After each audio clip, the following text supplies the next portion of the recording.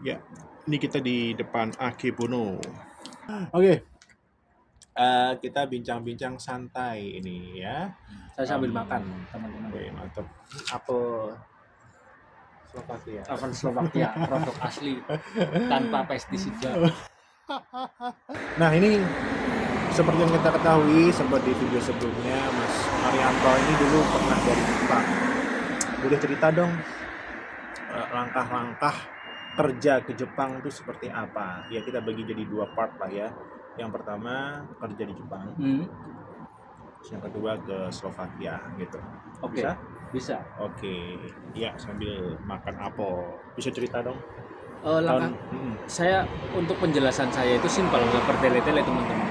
Langkah di Jepang itu ada 2 tahap. Yang pertama mandiri, yang kedua lewat LPK. Dan saya akan menjelaskan itu secara detail dan tanpa bertele-tele. Oke, sambil kita lihat situasi di sekitar kita ya. Oke, yuk. Gimana ceritanya? Biar ngelihat muka saya nggak membosankan. Enggak juga. Oke teman-teman. Wajahnya eksotis gimana? Iya.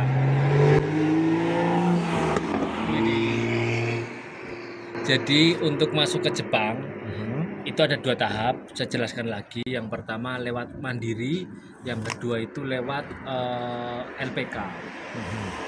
Dan perlu diketahui LPK itu ada yang benar, ada yang enggak benar.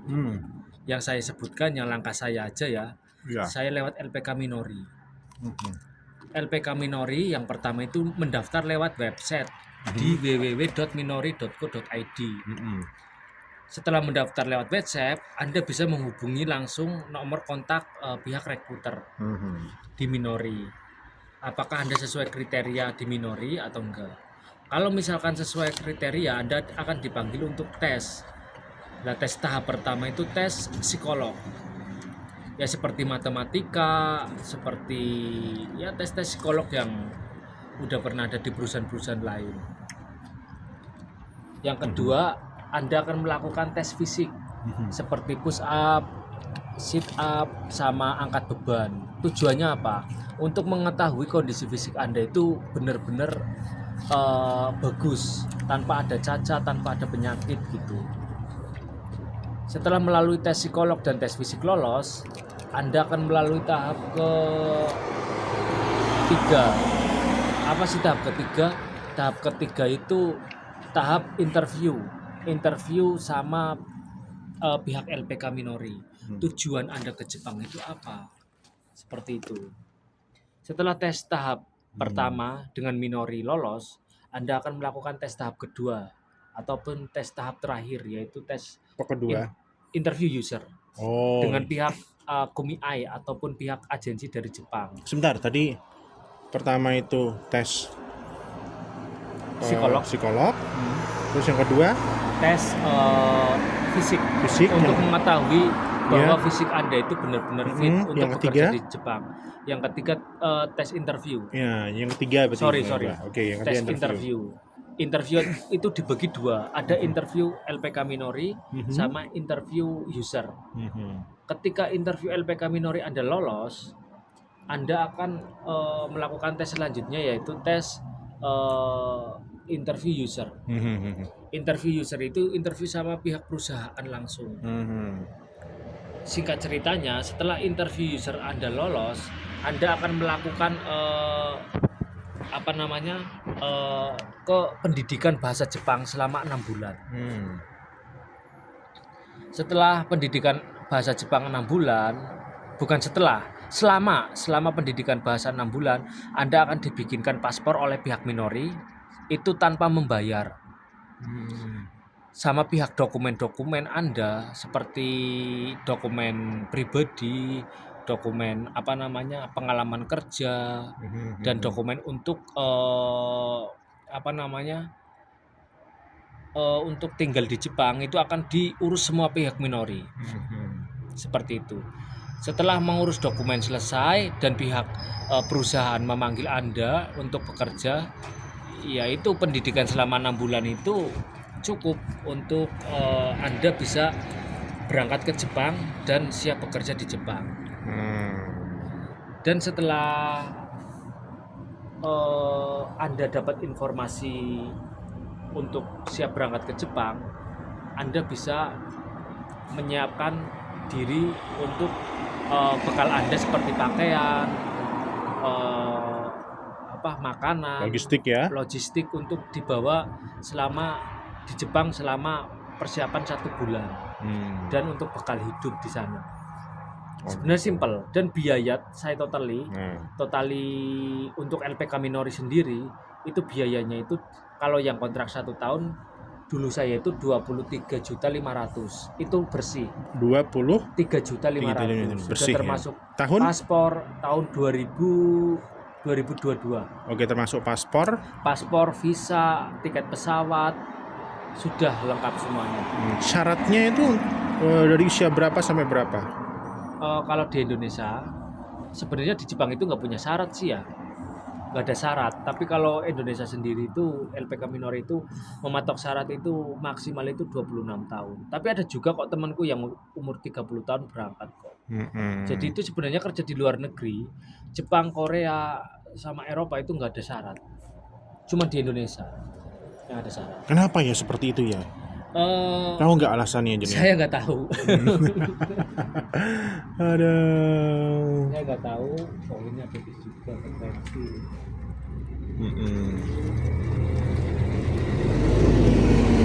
Ini dikirain kita naik ya, isinya nih seperti ini. Oke, ya. Oke, lanjutkan. Nah, sebentar, pertanyaannya sebelum jauh nih. Apa yang bikin kita keterima di Minori, LPK Minori dulu? Kan kita apply ke Minori, yang bikin kita diterima tuh? Yang pertama itu tujuannya itu. Kita harus jujur membicarakan tujuan saya kerja di Jepang itu seperti apa, dan niatnya seperti apa. Jadi pembayaran itu kita nggak bayar di awal ya, nggak ya? Nggak ada pembayaran di awal. Kita pembayaran itu setelah berangkat. Setelah berangkat kita membayar. Setelah berangkat ya.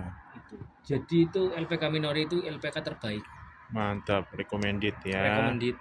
Nih alumninya ini. Jadi penjelasan saya itu simple, nggak bertele-tele, nggak seperti yang lain bertele-tele. Bertele-tele itu seperti apa sih? Ya penjelasan panjang lebar tapi nggak ketemu poinnya gitu loh.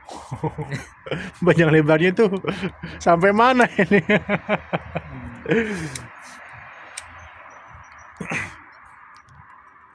Ya oke. Itu seperti itu. Itu proses ke Jepang mudah. Kalau jalur mandiri, Anda bisa belajar mandiri. Ya contohnya belajar hiragana, katakana, kanji, sama kotoba, sama bungke, bungko, segala macam. Belajar mandiri. Itu 6 bulan Markun itu belajar bahasa Jepang ya itu ya. Dari level apa tuh awalnya itu? Level kalau bahasa Jepang itu level N5. N5. Dasar. Basic tuh N5. Basic itu N5. Terus naik lagi?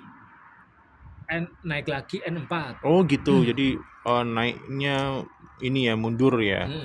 N4, N3, N2 dan terakhir itu N1. Oh jadi N5 tuh dasar ya? Ya, saya termasuk N5 karena memang saya siswa yang jujur. Oh, siswa yang jujur. Udah stop, jujur. Siswa yang bandel. Bandel. Saya sering dihukum di LPK. Kenapa? Hukumannya apa? Ya karena memang saya tipe orang yang suka belajar. Oh berarti enggak, ini maksudnya dihukum itu karena nggak hafal apa gitu atau gimana? Dihukum karena misalkan saya bercanda pada saat pelajaran. Oh gitu. Tapi suka dukanya ya itu ya di LPK kayak gitu ya. Tapi termasuk makan itu di LPK? Oh enggak ya, itu makan termasuk di LPK. Oh, dapat makan di LPK. Oh enggak bayar? Enggak bayar. Oh keren ya? Udah iya makanya LPK Minori itu LPK yang terbaik. Oh gitu, makanya ya itu. Silakan di-compare sama. Perjuangannya adalah kita lolos di awal itu ya. Iya. Silakan di-compare sama LPK. Tapi syaratnya harus ini ya dari teknik ya. Enggak, umum pun bisa ya. Umum bisa. Asal mau aja ya. Iya, dan harus serius belajar bahasa Jepang. Harus tujuan akhirnya itu harus bener lah. Ibaratnya dalam artian saya ke Jepang niatnya mau belajar biar bisa dapat duit lebih banyak kayak gitu. Iya. Bukan cuma cari duit doang, belajar itu penting loh di negara orang. Iya, apalagi cari istri sana. Oh, itu. Gimana? Cari istri bisa. Dapatnya kakek Bono ya. Nah, Akebono tuh bendera Jepang tuh. Tuh, mantap, Akebono. Bendera Jepang. Iya, di tengah-tengah itu ya. Berdampingan dengan bendera Slovakia. Berkibar tuh. Oke, intermezzo ini. Oke, apalagi biasanya ya yang ditanyakan ya untuk proses seperti itu. Jadi ya silakan Anda bisa kunjungi di Instagramnya LPK Minori. LPK Minori. Itu lebih lengkap penjelasannya. Dan itu informasi seperti itu sangat detail lah di Instagram LPK Minori. Oke. Mantap. Intinya proses rekrutmennya itu seperti itu. Tes psikolog, tes fisik, terus tes interview ada 2, interview LPK Minori sama interview user dari pihak perusahaan. Iya. Dan itu pasti semua jadwalnya ya. Jadwalnya pasti. Dan tidak ada pungutan biaya apapun. Ingat, tidak ada pungutan biaya apapun di Minori. Jadi bagi teman-teman yang mau bertanya lebih lanjut boleh di kolom komentar ya. Iya, bisa. Boleh ya. Semoga bermanfaat lah ya video ini buat teman-teman yang mau berjuang di Jepang ya. Ya, alasan orang berjuang itu kan macam-macam ya. Ya, betul. Bukan berarti karena negara kita sedang tidak baik-baik aja, bukan ya. Oh, jangan bahas politik ya. Ya. Jadi bukan sekedar itu, macam-macam. Ingin meningkatkan kesejahteraan hidup seperti itu kan ya. Betul. Kalau Markun dulu kenapa kok ke Jepang gitu? Loh, Jepang itu negara hebat loh. Kenapa saya bilang negara hebat? Dia memiliki kebudayaan sangat tertib, yang sangat disiplin, dan memiliki kebudayaan yang kental akan nenek moyang mereka, luhur mereka. Walaupun negara berteknologi tinggi, tetapi dia sangat menghargai kebudayaan.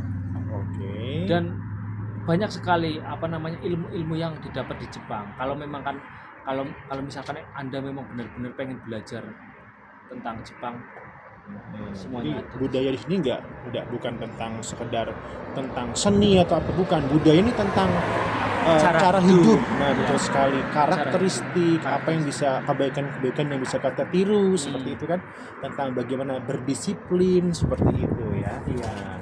Oke. Bagaimana cara kerja. Betul. Dan ini pertanyaan terakhir di sesi ini ya, sesi bahas tentang Jepang. Kenapa seorang pemuda harus mencoba untuk ke luar negeri, entah itu sekolah, entah itu bekerja? Kenapa? Apa pentingnya? Setahu saya ada surat Al-Muluk ayat 15. Dan Islam pun mengajarkan kita agar kita merantau, agar kita tahu tentang makna kehidupan. Kita bisa belajar di situ tentang masalah hidup itu seperti apa, perjuangan itu seperti apa. Intinya apa?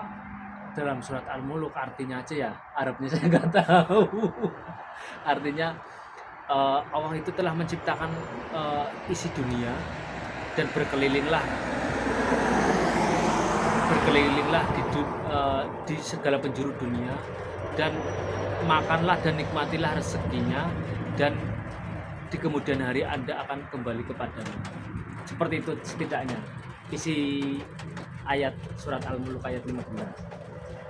Nah, itu ayat itu itu ya